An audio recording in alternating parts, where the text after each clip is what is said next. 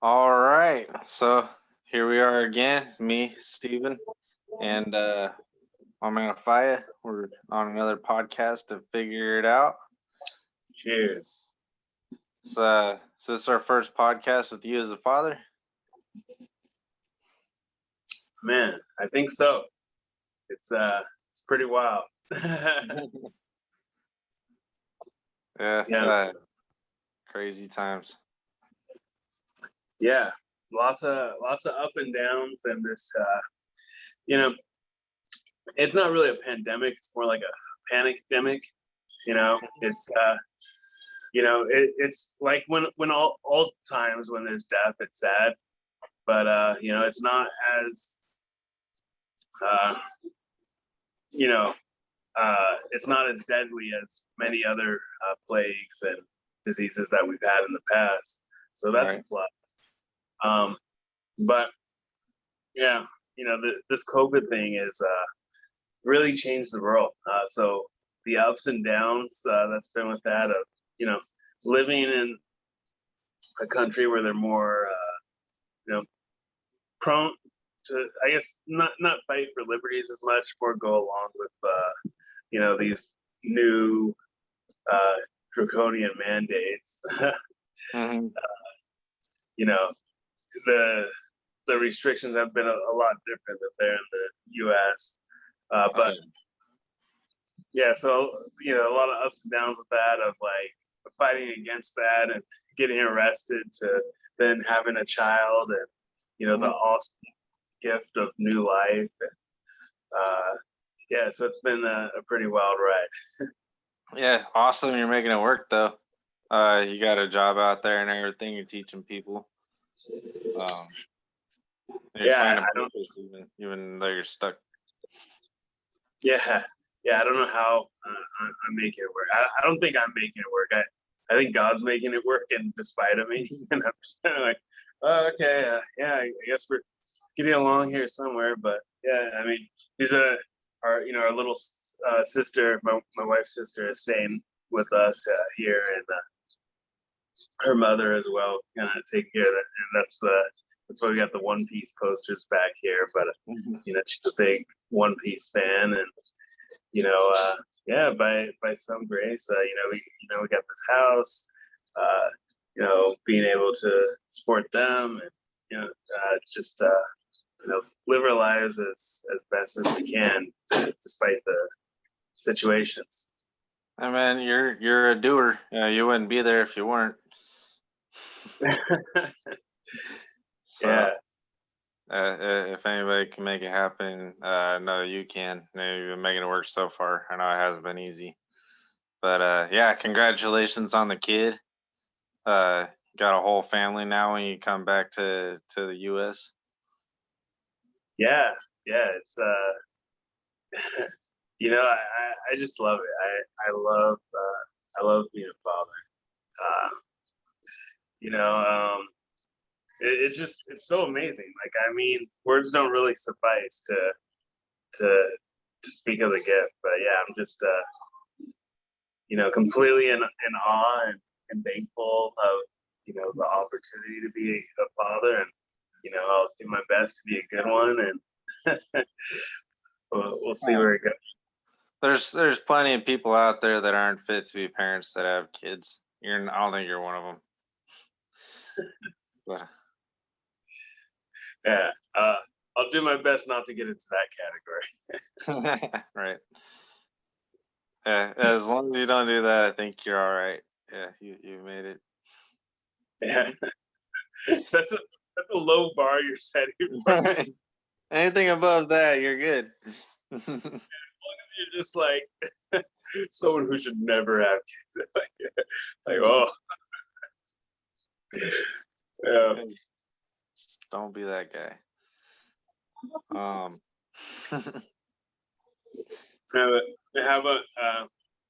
are things going? How about you tell the people how things are going back in California, which a state that was hit pretty hard by the pandemic, at least initially. Yeah, the thing with that is, I mean, you see those numbers. A lot of it was more your area down in LA and Mm. out in the Bay Area, where I'm living at. It really wasn't that serious. I mean, we wore masks because it was required, but nobody really wanted to. And even at this point, like I walked into the store the other day with my mask on, and I looked around, and everybody was looking at me, and nobody else had a mask on. It's like, what the hell are you doing with your mask on? They're all looking at you like, "What's with this guy? Did he come in here from like Oregon or like just San Francisco or something?" Right. Like, That's what it felt like. Yeah, I was the weird one for wearing a mask. Um, yeah, even just 45 minutes south of here, down in Sacramento, there's still areas down there where it's a big deal to still wear the masks. But yeah, here up in Yuba City, we're really not wearing them too much anymore. yeah, it's funny. Speaking of that situation, I actually have a friend over in Indiana who was saying that she went into a shop, and because they had the poster or whatever on it that said like you must wear a mask to shop here, and Yeah. so she comes in with her mask, and everyone in there starts laughing at her like, "Hey, why are you wearing a mask?" And she's like, "What the heck? It says to wear a mask on the side. I'm just following the rules." Right. Yeah, so I was like, "Oh man, they're like real life trolling you." It's yeah, the whole thing's silly. Yeah, it's hard. And I know we touched or we talked. I wouldn't even say touched. We talked a lot about it in previous podcasts recently since this whole coronavirus thing happened. As far as how much restrictions we should have um for this, because it's only serious for certain people.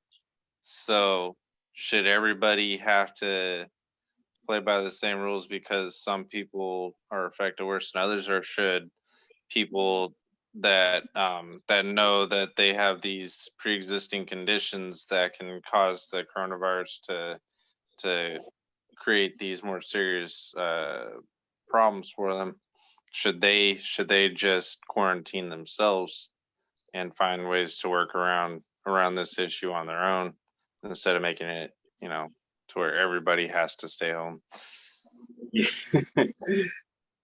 Yeah, I mean, yeah, like wait, some people are sick, so quarantine all the healthy people, right? And unless you're someone important, right? If you're like Gavin Newsom there in California, right? Then you can go have Everybody your loves Gavin. yeah, you can go have your private dinners with in close range with all your friends and buddies, so because Yeah, you're important people. But right. those peasants, they're the ones who need to follow the rules, because yeah, only they would get COVID. It's not like a virus doesn't just affect people indiscriminately, since it's a virus or anything, right? Right. That reminds me of I know this is going off on a tangent, but what's his name that was the governor of Texas after the hurricane hit over there? He went on a vacation, or not a hurricane. They had that huge freeze in Texas during the winter, and everybody's power was out. People were dying and stuff. And it was a Ted Cruz went Um, off went I'm off. not sure about the political end. Like I heard about the cold storm, but I Oh, don't know what happened with the politicians. well, he went off on vacation to Mexico while everybody else was like screwed in Texas, and he got all kinds of shit for that. Um, but yeah, just you reminded me of that. And you're talking about Gavin Newsom going going to those dinners and stuff. It's like everybody else has to deal with these problems, not me. Yeah. Yeah, it's funny, because it's like, why?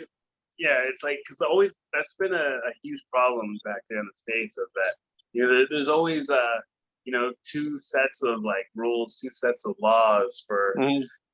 the lawmakers, and then the people who have to follow them, right? Yeah. So it's like, all right, well, if you're not gonna live by these rules, then don't make those the rules. You know? Right. Yeah, not only that, but I mean, you're the representative here. You're the one leading the example for everybody else. So if you're not following the rules, I mean, you took that responsibility on when you decided that's what you wanted to be. You know what I mean? Um, Exactly. Like, you have to be leading by that example. It's like, you should be the right. The lead, like, leaders should be held at a higher standard, right? Just yeah, yeah. You don't get. I mean, there's definitely gonna be perks to having that job, of course, but I yeah, mean, yeah. you don't get that kind of special privilege Yeah, where you yeah, just like, you should get. I think, yeah, you should get perks for it. That's fine, but but you don't get a get out of jail free card right. if you're jailing other people for those things. Yeah. Yeah, yeah, definitely. Yeah, there's nobody's above the law, or nobody should be, anyways. Right, right. And yeah, speaking of weird things with the law, how about this story you brought to my attention about the U.S. Spying on? We always knew they were spying on us on social media, but this new thing where they're kind of getting the post office involved. Yeah, it's kind of confusing. The government allowed or I don't know if they how it all came about, but it turned the U.S. Postal Service created like a new branch where they were going through social media posts looking for suspicious activity, like evidence of people working together to incite violent acts and stuff like that. Um, but yeah, the strange part is that it's the U.S. Postal Service that's running this program, not FBI or some other branch of the government that actually handles law enforcement. This is they're in charge of our mail, so Right. Yeah, they're it's not Homeland Security. They're just the guys who put the mail in the box. yeah. I don't know what's going on here. But I suppose maybe other branches of the government got tired of dealing with this part of the process and just tossed it down to the U.S. Postal Service. But USPS was already suffering with terrible delivery times and whatnot over the past year, and I don't think they need anything else on their plate right now. Yeah, maybe that might be what the It Postal could be part Service of the is problem. actually doing here in the Philippines, because they don't do anything. They deliver posts, like, you have to go like pick it up yourself usually, because like posts just don't get delivered. It's here. You can come get it. Yeah, yeah. And you're like, oh, which one is it? Which one is it at? Like, oh, maybe I should call and see that. Oh, but none of them have phones, so you have to physically go there, and then they'll tell you, of course, that because they don't really have like a system, and they don't check. So like, oh, yeah, Oh no. the other one. Yeah, yeah, yeah. Go to the other one, and then They can't that look it up on their computer or anything. You're like, oh yeah, it's at this branch or something like that. They're like, yeah. oh, try this one. Maybe it's there. Yeah, that happened to my wife and I when we got some stuff sent to us from the States, and we ended up having to run to like, I don't know, like 4 or 5 different post office, like all the way around a couple different towns actually. And yeah, it's just like, dude, it ended up being the place that we went to in the beginning, and they told us the wrong thing. They're like, oh yeah, yeah, we don't have it. Yeah, you gotta go to this place. And we were like, well, can you just check? Like, but the lady was so lazy, and she's like, oh no, no, it's definitely at that one. I know. They're like like, how do you know you haven't looked?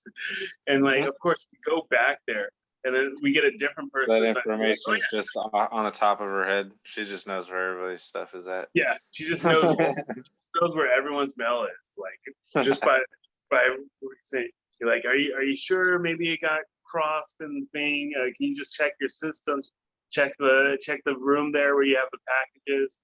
It's just like, oh no, definitely. But yeah, after we go to like the 5 other places, we circle back, right? I know that's a popular thing back in the States right now. We had to circle all the way back, and then of course it was at that place. There's just a back room where they had the packages that were for pickup, and we're like, oh man, let's just go so I don't have to like hurt that somebody. Freaking punter like a football, man. Useless. Unbelievable. Sounds a bit archaic out there. Yeah, it's like, oh, like Lord help me to not cuss this woman out. Like, it took all the strength in me. Oh man, it's not easy. I mean, it feels that way. It feels that way even here sometimes. Like but I mean, they have all the information right there on their computer right in front of them, and they're still not helping you. You know what I mean? Yeah.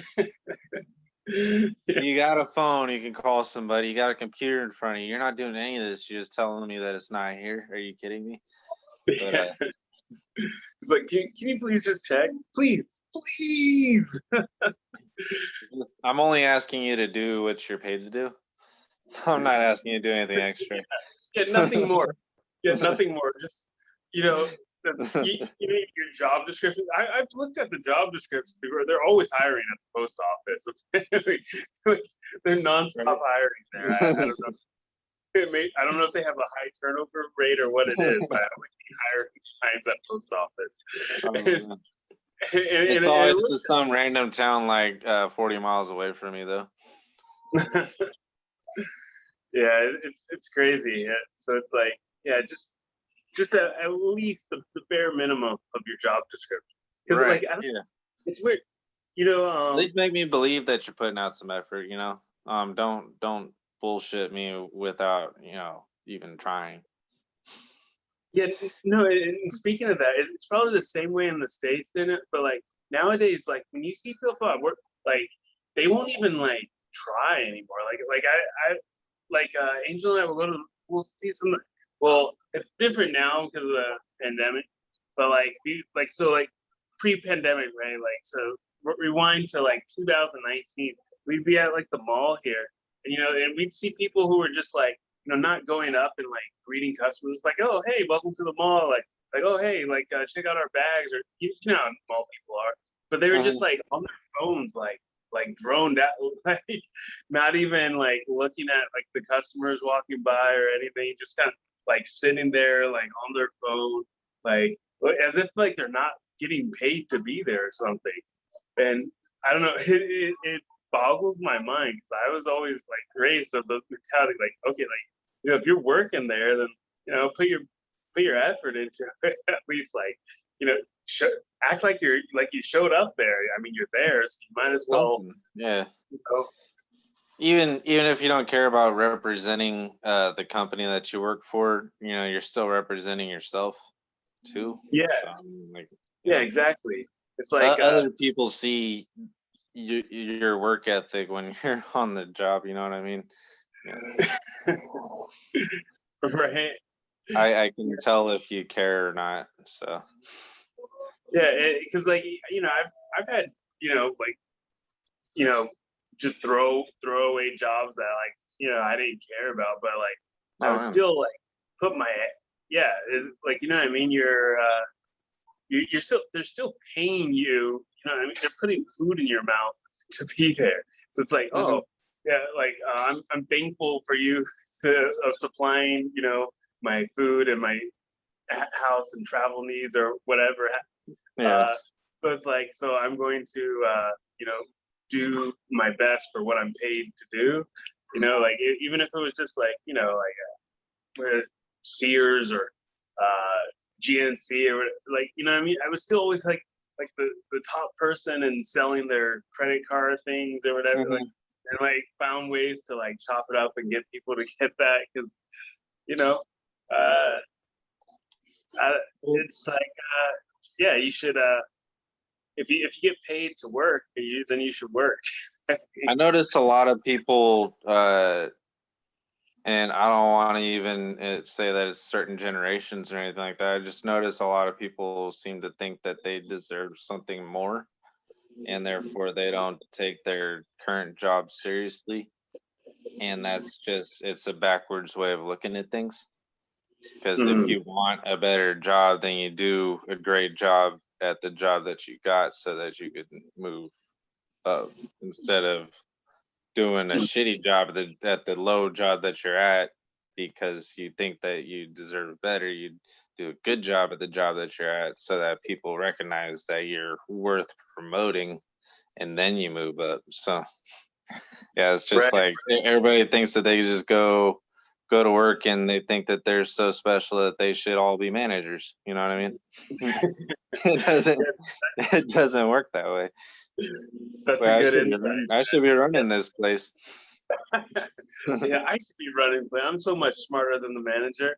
So, all right, then go run that. But you could start your own then and run it. But oh yeah, it There's turns that out, too. Yeah, nobody wants to put out that effort though. yeah, exactly. It turns out, oh yeah, that's a lot of work, and then you're actually the one responsible, and your ass is on the line if anything goes wrong. And And if the something fact does go that, wrong, it could put you under. It's a yeah, huge risk.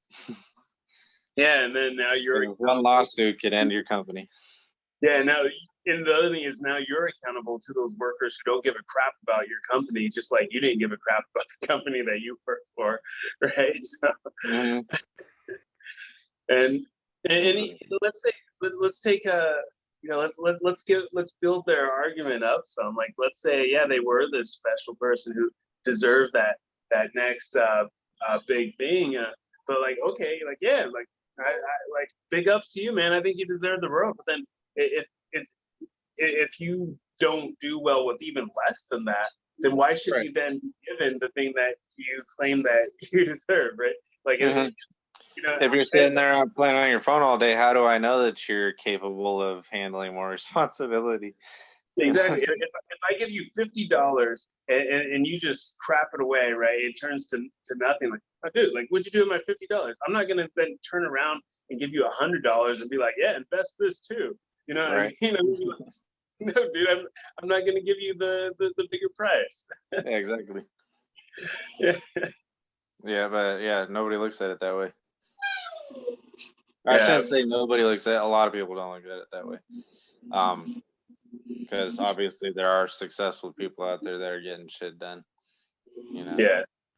Yeah, and then and there's still there's hard workers who don't make that much, but then like like God bless them, that at least they're working hard. Like Well, you know I what? don't know. There's a different type of person that is totally fine with having that mid-level or lower level job and just going to work, showing up at a certain time, going home at a certain time, and just having the rest of the time be their free time to do whatever they want Mhm. and live off of that average paycheck. Yeah, and that's And great. they don't expect much. They don't want much. They just want to be able to go to work and go home and go about their business. Yeah, and if you meet a lot of those people, some of them are like the best people. Like like you got like shout outs to Blue Collar Catholics channel. Like he's like just that's what he goes. He's like I'm just a blue collar guy, right?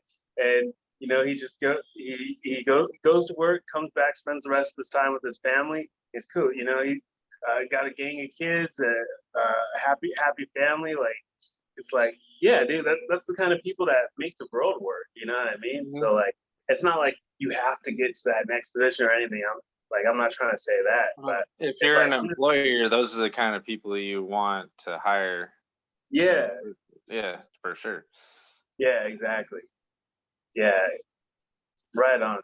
So next year, all kinds of shortages in the U.S. That's what we'll get to the for this episode. So shortages in gas, shortages in chlorine, and there's even shortages in chicken and chicken sauce. How does this happen? I'm sure it's the coronavirus. The coronavirus happened. We can't do anything anymore. Yeah, that's We're running out of shit. Sorry. Yeah, apparently you can't have chlorine anymore because COVID. That was actually I have some insight on that because I work in the pool industry. Exactly. And go ahead with that. This actually happened last year during hurricane season. I believe a hurricane went through Louisiana and hit the main chlorine producing plant in the United States, which was in Louisiana, and it burned down. And instead of opening a new one, or I don't know if it's a more difficult process than that or what, but they're just like, hey, we can't make as much chlorine anymore. Sorry. Right. They started ordering it from China instead. And so now chlorine is like it's gone up at least double in price since last year. Like we were selling chlorine for like $100 last year when I first started. Buckets of chlorine, like 50-pound buckets of chlorine. We're selling them for like $100 a bucket last year, and now they're about 200. Yeah, like literally. Now we're selling them for 200. Some places around here are selling them for 400. So wow, the crack prices done rose, huh? It's gonna cost a grip to get into your pool. Right. And I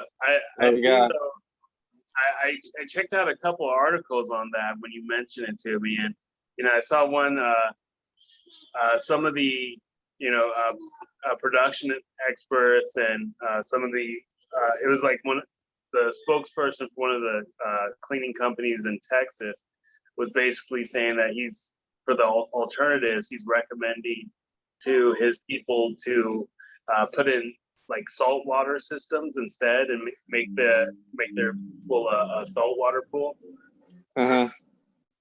And yeah, it's an option. They still use chlorine, and what the saltwater system does is it turns salt into chlorine. So you're still in a chlorine pool basically, but you're using salt to create it. But gotcha. Yeah, that can help. Yeah, for sure. Yeah, but unfortunately, even with that, he said there is still kind of a shortage with that since there's such a high demand from everyone trying to switch over because there's no chlorine. Yeah, suddenly everybody wants way more salt than we're used to making. Exactly. So now there's like a line to get the the salt systems. So we need to learn how to we need to get into installing salt systems and just go around switching everybody out for salt and getting paid for those installations.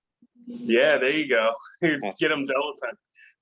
Go in, do the chlorine, and then come back like, oh, actually, everyone's switching to the salt system now. A double whammy. But yeah, gotta roll with the punches. Just shortages on everything and lines for everything. So it's like basically the entire world is trying out communism. See how the shoes fit. Right. So how did this gasoline shortage come to be? So yeah, the gasoline shortage. Basically, the Colonial Pipeline. The claims that I'm seeing is that the Colonial Pipeline was hit by like a surge of hackers, and I did hear about that. Okay. Yeah, so apparently they hacked that, and the Biden administration is claiming that there are no shortages, that it's just hoarders hoarding all the gas. But then apparently, like, there was outages in like 12 different states, including, like North Carolina, South Carolina, Georgia,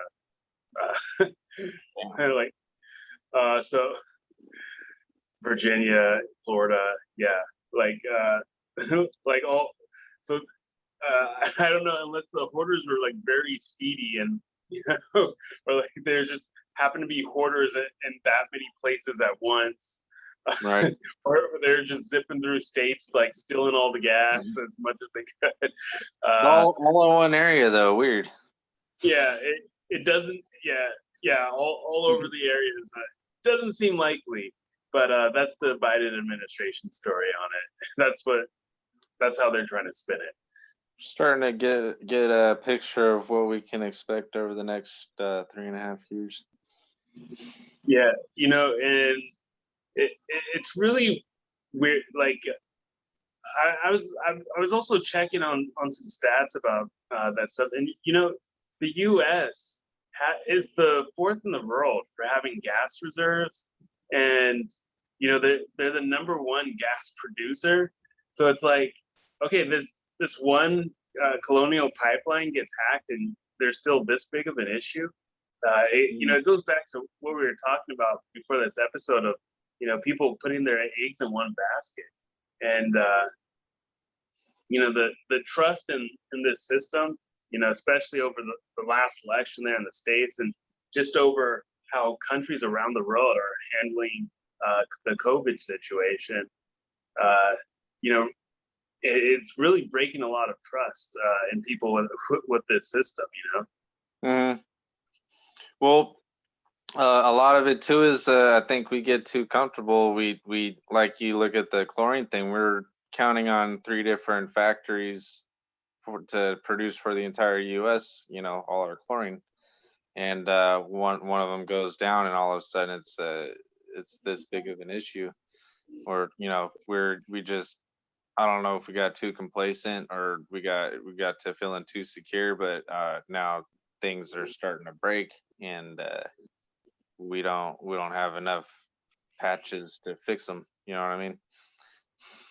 Yeah, and one thing I don't like about this is, right, they always pit like these these kind of like Venn diagram situations that like or like these false dichotomies.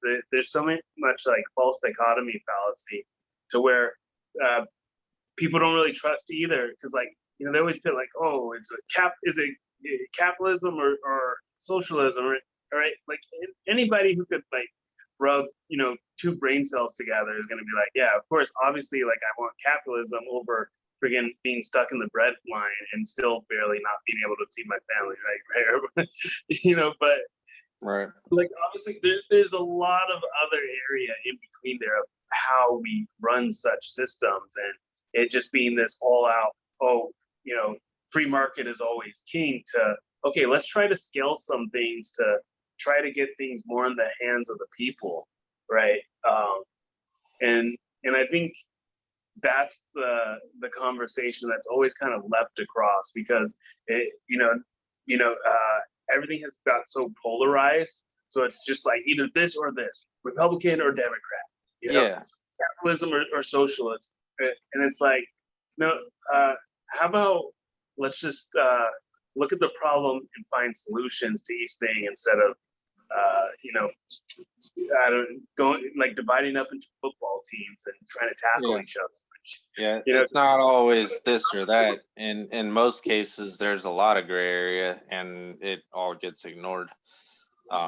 It's always definitive one way or the other. It's and I think that causes just many problems. Or it doesn't fix things, I should say.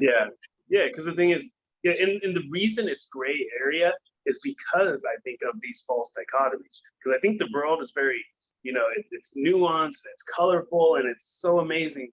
But we want to look at, okay, it has to be this or this, instead of looking at all these different colorful shades and finding, like, oh, like, no, over here should be green, and over here should be red, and over here should be blue, and then that's what's going to make a really beautiful picture, right? But but instead everything's made with these broad strokes, to where you got you got red where blue should be, and blue where red should be, and it's just hideous. The picture has become a monstrosity.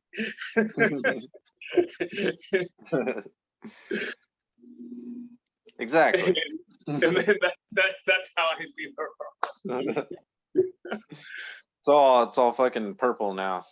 Yeah, it all went downhill with Picasso. They want to herald this guy, man. But and I love Picasso as much as the next guy, man. But they're because he had a period where Picasso was really saying something, and Picasso was changing the world. But then he had some other pieces, and it's like, come on, man. The only reason you're getting away with that is because you're Picasso. You can do better. You can do better, Picasso. That's